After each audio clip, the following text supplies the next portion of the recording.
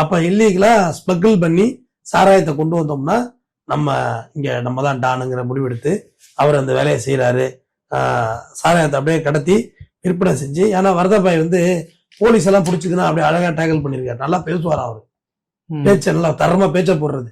Police எல்லாம் மடக்கினா கூட அழகா பேசி அப்படியே அதை சிங்க் பண்ணிட்டு இருக்காரு. நிறைய போலீஸும் இவருக்கு வந்து உதவி பண்ணியிருக்காங்க. பாத்துக்க வேண்டியதுல வளர்ச்சி இருக்குன்னா போலீஸ் ஹெல்ப் இல்லாம யாரும் பண்ண முடியாது. அப்ப அந்த ஏரியாவில் செல்லமுத்துங்கிறவர் தான் பெரிய லெவல்ல சாராய அவர் இருந்திருக்காரு. ஆனா இவர் பண்ண டாப் தூக்கல்ல செல்லமுத்துலாம் கிட்டே நிக்க முடியல, ஃபீல்ட் அவுட். செல்லமுத்து வேலை செய்யற ஆட்கள் இருக்காங்கல்ல, அவங்க எல்லாருமே வரதாபாயிட்டு வந்து வேலைக்கு சேர்றாங்க. அங்க பிசினஸ் இல்ல, நீங்க வேலை கொடுங்கன்னு சொல்லி அப்புறம் அந்த ஆட்களையும் அவர் வந்து வேலைக்கு வச்சுக்கிறாரு. அப்புறம் சின்ன சின்ன ரியல் எஸ்டேட்டல், மிரட்டல், பண பஞ்சாயத்துகள், லிட்டிகேஷன் ப்ராப்பர்ட்டி தீர்த்து விடுறது, இந்த வேலைகள் அப்படி அடுத்த பரிணாமம் அடைஞ்சிக்கிட்டே வந்திருக்காரு. ஒரே தொழில் ஒரு சாராய தொழில நிக்கிறார். அடுத்த கட்ட ஸ்டேஜ் என்ன? பஞ்சாயத்து. அதுக்கு அடுத்த கட்ட ஸ்டேஜ் என்ன? Real estate. அதுக்கு அடுத்த கட்ட ஸ்டேஜ் என்ன? ரியல் எஸ்டேட் வர பஞ்சாயத்தில் தீக்கிறது. இப்படியா ஒரு முடிவெடுக்கிறாரு. அவர் எப்படி சாராயம் எடுத்திருக்காருன்னா, கார் டயர், கார் டியூப்ல இருக்குல்ல, அதுக்குள்ள வச்சு அப்படியே, அது கூட நாயகர்கள் ஒரு சீன்ல வச்சிருப்பாங்க.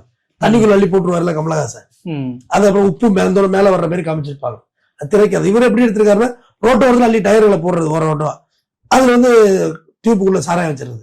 இது எல்லாருக்கும் யாரு ஹெல்ப் பண்ணிருக்காங்க? ரிட்டையர்டு போலீஸ்காரங்களை எல்லாம் வேலைக்கு வச்சிருக்காரு.